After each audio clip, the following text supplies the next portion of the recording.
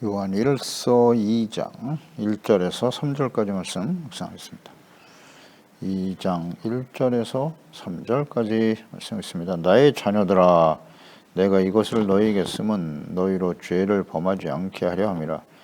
만일 누가 죄를 범하여도 아버지 앞에서 우리에게 대언자가 있으니 곧 의로우신 예수 그리스도시라.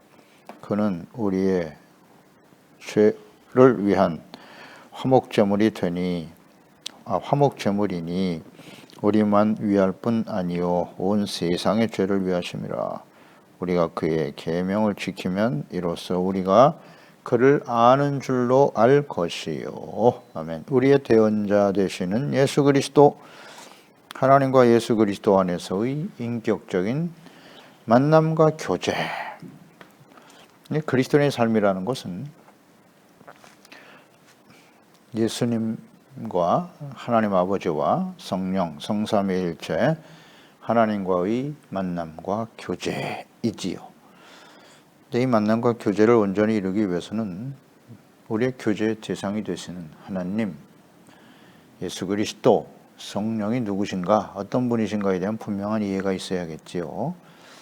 모르고 믿는 것은 그거 다 우상숭배입니다. 우상숭배예요. 하나님과 그리스도를 바르게 알아야죠. 그러니까 하나님은 빛이시다. 이렇게 요한일서 말씀을 통해서 시작하고 있음을 알 수 있죠. 성부, 성자, 성령, 성삼일체 안에 우리가 함께 교제하는 것인데 하나님은 빛이다. 빛이시기 때문에 예수님도 빛으로 이 땅에 오셨고요. 빛이신 하나님과 교제할 때, 만날 때 우리 안에 있는 어둠 속에 있었던 죄악이 드러나고 그것을 진심으로 깨닫고 회개하고 돌이켜 용서받고 의롭다함을 얻는, 이것이 이제 빛 되신 하나님과의 교제의 시작이죠. 그리고 하나님의 말씀 또한 빛이죠. 그래서 이 말씀 앞에 비춰지는 우리의 모습들을 하나님 앞에 자백하고 돌이키는 삶. 그래서 의롭고 거룩한, 밤에 속한 자, 어둠에 속한 자가 아니라 빛에 속한 빛의 자녀, 낮에 속한 빛의 자녀로 살아가는 것, 그것이 빛 되신 하나님, 예수 그리스도와 교제하는 삶이겠지요. 그래서 너희가 빛 가운데 있다고 하면서 계속 어둠 가운데 죄악 가운데 행한다면 그건 거짓이다. 거짓이다. 라고 말씀하고 있죠. 하지만 우리는 범죄할 수밖에 없다. 그래서 빛이신 주님과의 교제 앞에 드러난 죄를 우리가 자백하면 이게 중요하죠. 깨닫고 버리고 돌이키는 거예요. 신하고 인정한다는 뜻이죠. 자백한다는 것이. 그럴 때 주님께서는 언제든지 우리를 불의해서 깨끗하게 하시고 용서해 주시는 하나님이시다. 감사하죠. 그러니까 하나님 앞에 죄를 깨닫고 인정하고 시인하는 게 중요해요. 이게 겸손이에요. 진실한 마음으로 입술로만 말하는 것이 아니라 마음 중심으로부터 심령이 가난하고 애통하는 자가 되는 거죠. 주님 보시면 알겠죠. 그게 진심인지 아닌지. 진실한 마음으로 자백하고 인정하고 고백하고 돌이킬 때 주님은 용서해 주신다. 그럴 때 빛 대신 주님과의 교제가 계속될 수 있는 것이죠. 그래서 예수님 안에서 살아가는 삶, 성령 안에서 빛 가운데에서 살아가는 예수님 안에서의 삶이라고 하는 것은 무엇인가에 대한 분명한 이해가 있어야 된다. 그래서 오늘 2장에도 그 시작은 예수님께서 누구시냐면 우리의 대언자가 되시는 분이다 라고 말씀하고 있죠. 1절에 죄를 범하여도 나의 자녀들아 내가 이것을 너에게 쓰면, 이 말씀을 기록하는 목적은, 이유는 너희로 죄를 범하지 않게 하려 함이라 그랬어요. 죄를 범하지 않도록 하기 위해서 이 말씀을 기록하고 있는 것이다. 나의 자녀들아, 하나님의 자녀들이죠. 예수 믿고 구원받은 자녀들이 죄를 범하지 않도록 하기 위해서, 우리가 예수 그리스도를 통해서 죄사함 받고 의롭다함을 얻었지만 우리는 완전하지 않죠. 이 세상, 죄악의 어둠으로 가득한 이 세상에 살아가는 동안 그들의 영향을 받을 수밖에 없는 것이고, 또 우리가 연약하지 않습니까? 아직도 육체 정욕에 이끌려 살아가려고 하는 그런 욕망이 크기 때문에 존재하고 있지 않습니까? 우리 안에. 그래서 죄를 범할 수밖에 없어요. 그래서 이 말씀을 기록하는 목적이 죄를 범하지 않도록 하기 위해서. 그래서 죄를 범하지 않기 위해서는 어떻게 해야 돼요?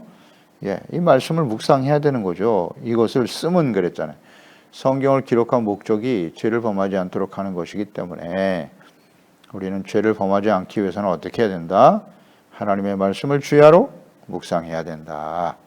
빛이신 하나님의 말씀 앞에 우리가 서야죠.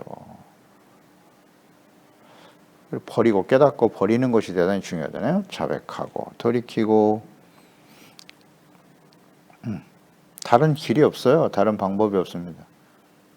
무조건 기도만 해갖고도 안 돼요. 하나님 말씀을 기록한 목적이 죄를 범하지 않도록 하기 위함인데 말씀은 가까이 하지 않으면서 맨날 기도만 한다? 그거 위험한 겁니다. 위험한 거예요. 기도가 무엇입니까? 하나님 앞에서 말씀 앞에서 자신의 죄를 깨닫고 회개하고 돌이키는 게 기도고 나의 생각을 버리고 주님의 말씀과 뜻을 받아들여 순종하는 것이 기도잖아요. 그렇지 않나요? 아버지의 이름이 거룩히 여김을 받으시오며 하나님의 나라와 하나님의 뜻이 이루어지기를 원합니다. 그 하나님의 뜻에 내가 복종하고 순종하기를 원합니다. 그게 기도의 시작이죠. 예수님 가르쳐 주셨잖아요. 그렇게 기도하라고. 서로 이해하고 용납하고 사탄의 시험에 빠지지 않도록 위해서 기도하는 것이고 서로를 이해하고 용납하고 용서할 수 있도록 기도하는 것이고 오직 하나님의 나라와 주님의 영광을 위해서 기도하는 거예요. 말씀을 알아야 됩니다. 묵상해야 해요. 그러니까 하나님과 교제하면서 빛 가운데 살아가야 될 그리스도인들은 죄악으로 가득한 세상에 살기 때문에 범죄할 수밖에 없어요.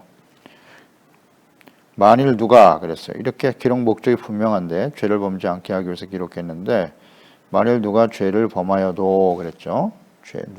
만일 누가 죄를 범하여도 죄를 범할 수밖에 없다라는 거예요. 이게 인정해야 합니다. 그래서 나는 죄가 없다, 범죄하지 않았다는 것은 거짓말하는 것이라 했습니다. 하나님을 거짓말하는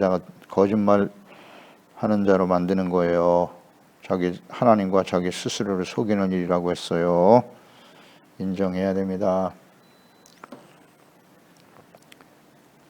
그래서 하나님의 말씀의 기록 목적 잘 이해하고요.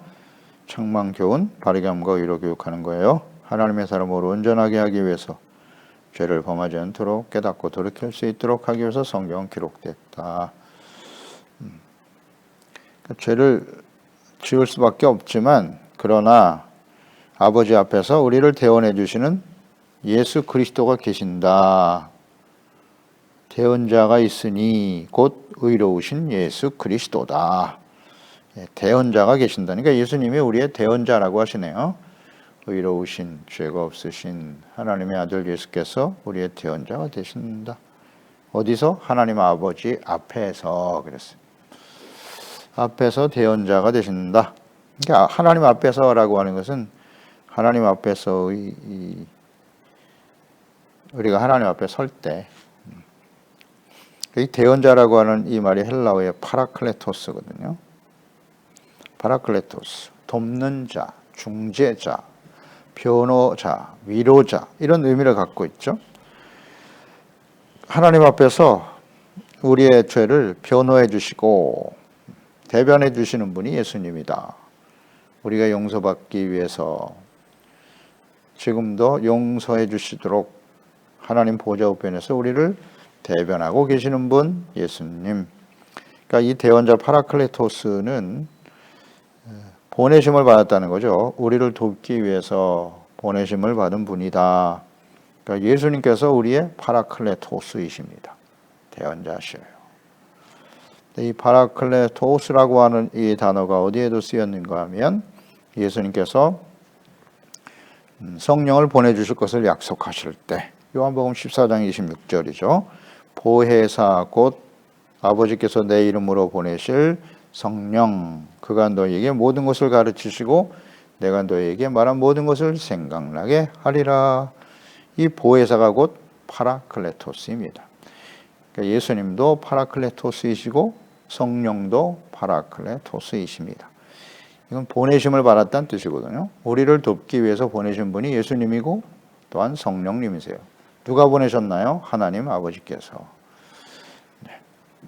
같은 사명을 위해서 보내신 거예요. 예수님은 십자가를 지시고 십자가에 죽으시고 부활하심으로써 구원을 완성하셨고 하나님 보호자 우편에 계시면서 이제는 파라클레토스이신 성령님을 보내주셔서 이제 예수님이 직접 이곳에 계실 수 없잖아요. 그러니까 성령과 함께 성령님을 통해서 우리 가운데 함께 하시고 역사하고 계신다. 그러니까 이 성령님은 예수 그리스도의 영이세요. 진리의 영이시고 하나님 아버지 지혜와 총명의 영이 되시고 뜻이 다 같죠. 하나님의 뜻 예수 그리스도 성령님은 오직 예수님의 영이세요. 예수 그리스도를 증거하게 되는 것이고 예수께서 완성하신 구원의 역사를 증거하고 우리가 믿어 구원에 이르도록 하는 것이죠.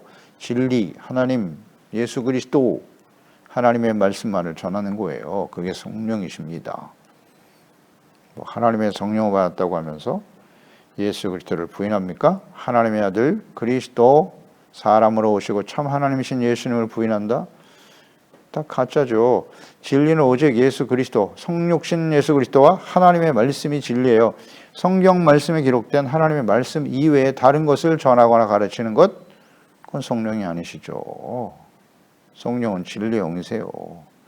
이거 분별을 못하나요?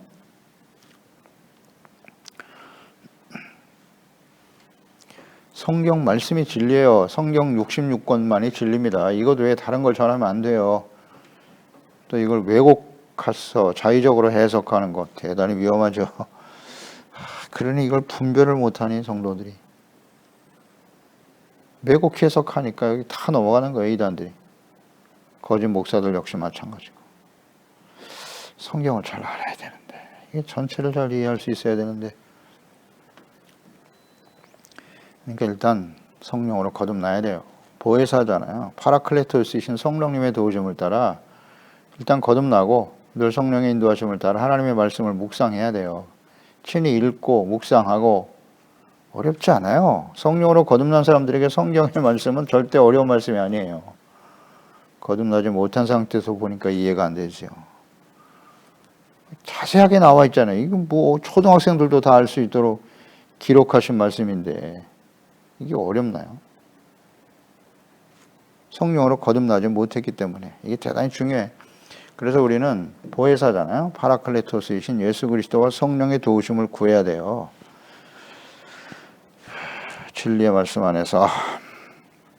그러니까 하나님 아버지 앞에서 우리의 대언자라고 하셨죠. 그러니까 하나님 아버지 앞에서, 즉 아버지의 재판, 법정에서 우리를 변호해 주신다 이렇게 이해하면 되겠죠. 고린도후서 5장 9절로 10절에 그런즉 우리는 몸으로 있든지 떠나 있든지 주를 기쁘시게 하는 자가 되기를 힘쓰노라. 이는 우리가 그렇게 될 이유는 이는 우리가 다 반드시 그리스도의 심판대 앞에 나타나게 되어 각각 선악간에 그 몸으로 행한 것을 따라 받으려 함이니라. 그리스도의 심판대 앞에 나타나 서게 된다는 뜻이에요. 또 로마서 14장 10절 이하에 내가 어찌하여 내 형제를 비판하니 어찌하여 내 형제를 업신여기느냐. 우리가 다 하나님의 심판대 앞에 서리라. 이 하나님의 심판대 앞에 서게 된다고요. 기록되었을 때 주께서 이르시되 내가 살았노니 모든 무릎이 내게 꿇을 것이고 모든 혀가 하나님께 자백하게 될 거다. 이러므로 우리 각 사람이 자기를 하나님께 짓고 하리라.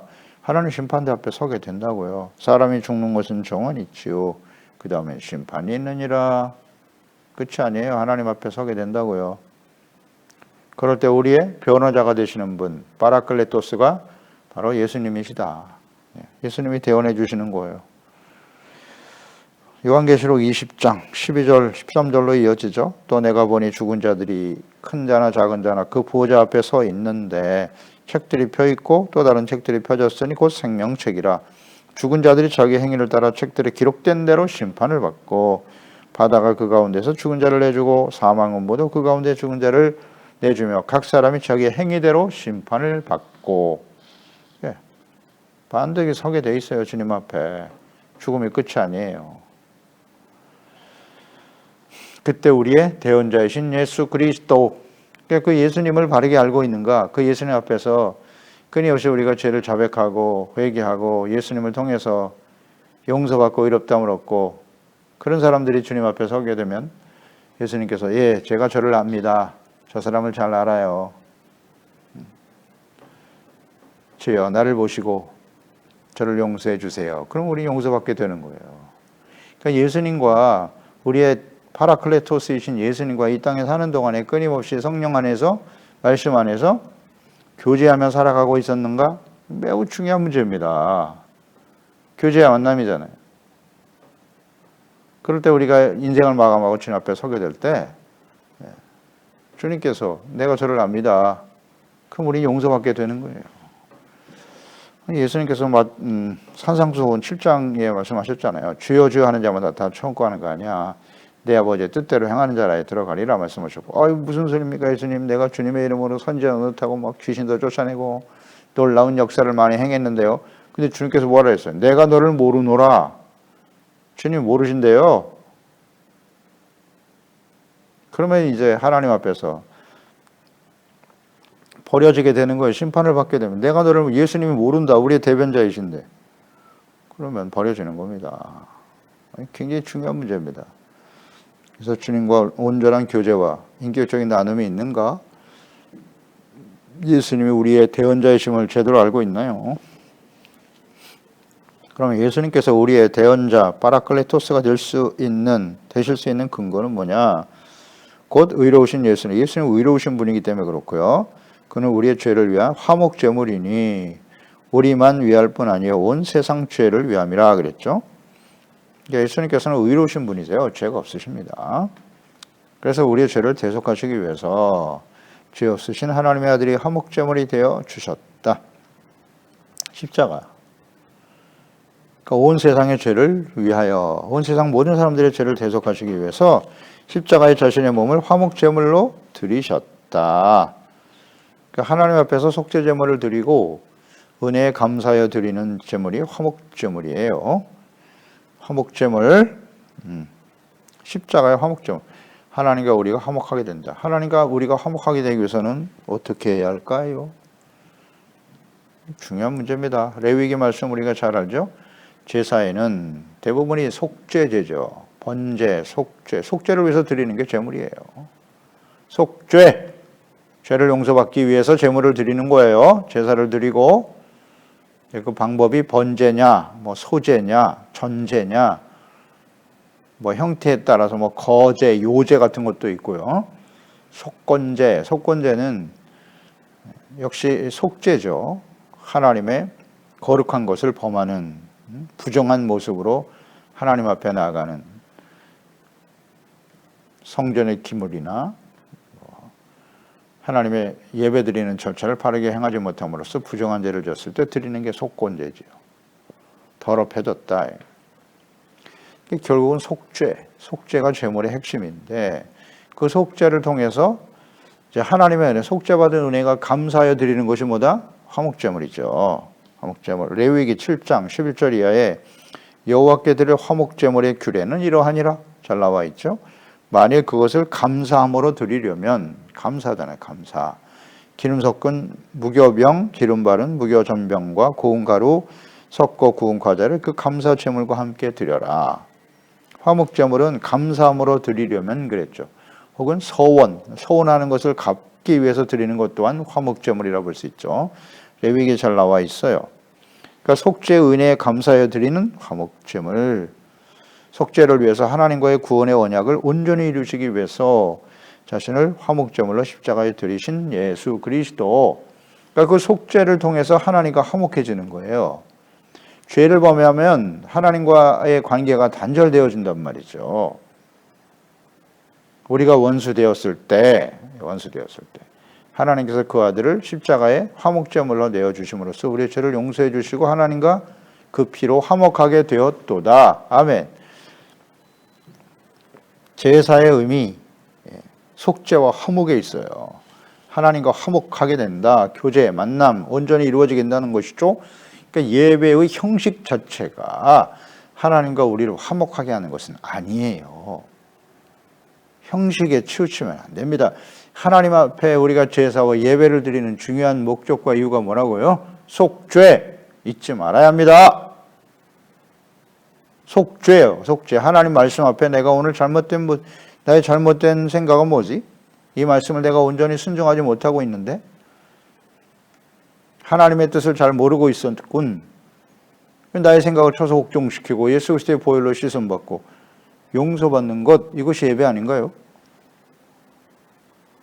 그런데 오늘 예배를 드렸는데 오늘 무슨 말씀을 들었지? 말씀 앞에서 우리가 진실로 어떤 모습으로 죄를 깨닫고 돌이켰나?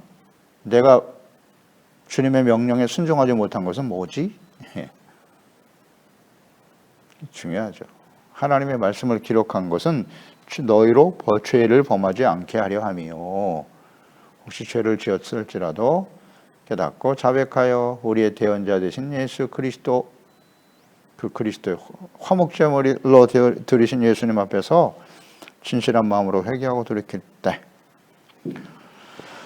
하나님과 용서받고 화목해지는 겁니다. 이게 진정한 만남과 교제 아닌가요? 이를 위해서 예수님은 우리의 화목제물이 되셨도다.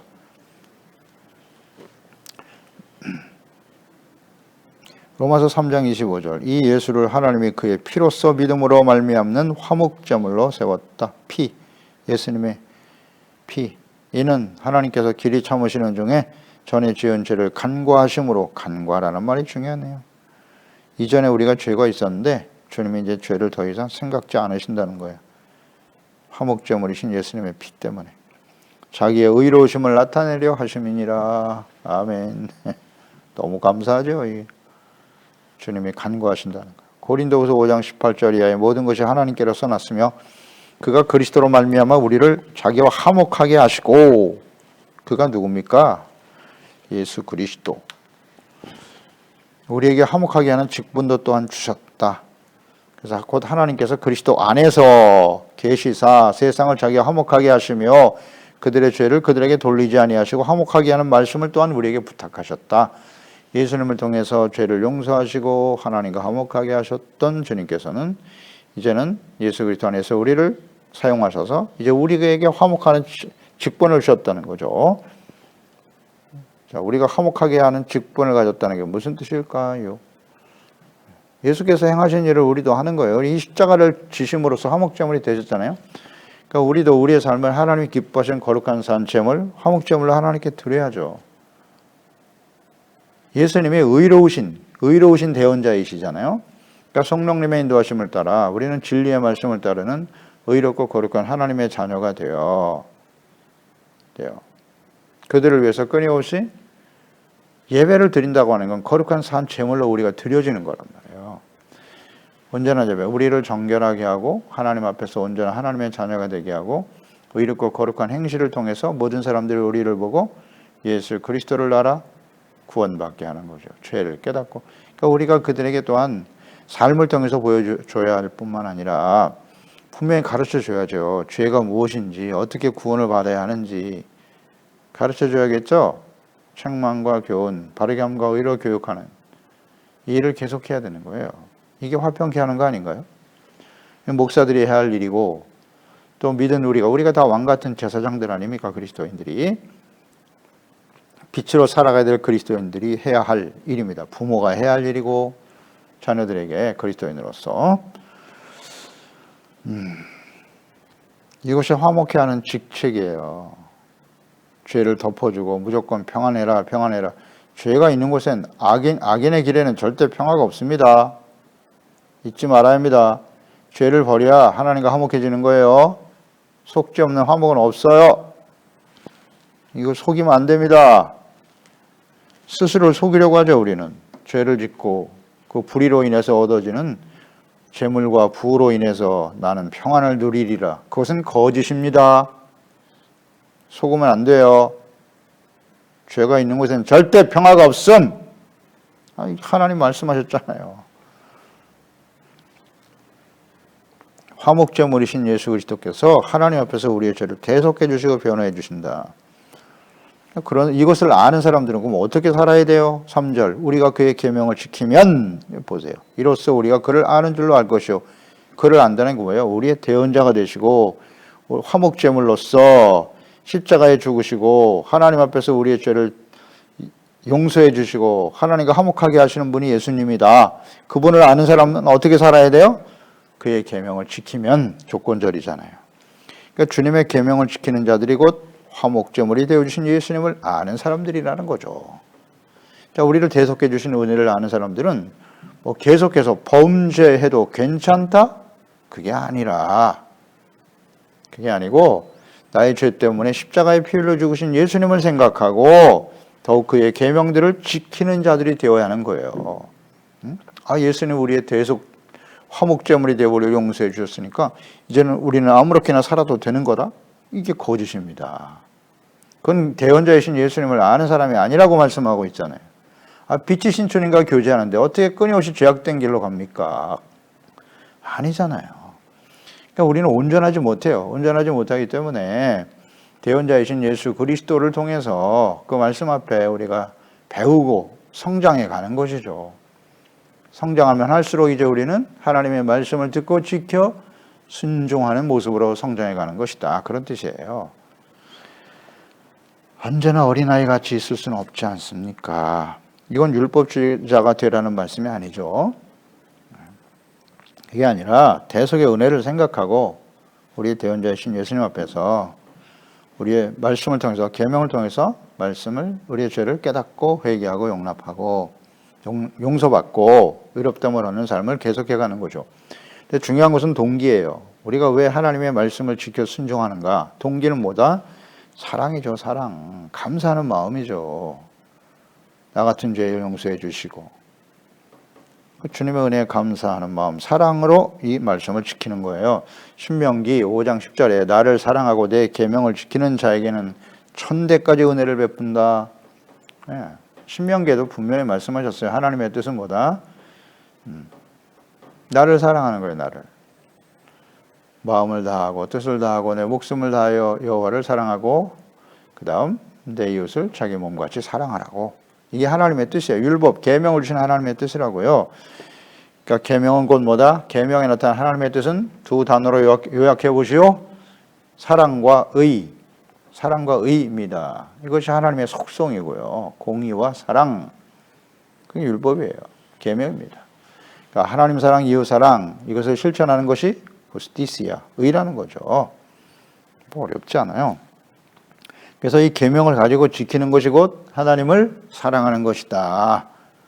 사랑, 요한복음 14장 15절 너희가 나를 사랑하면 이게 뭐예요? 이게 조건절이잖아요. 주님을 사랑하면 내 계명을 지키리라. 사랑하지 않으면 지킬 수 없다.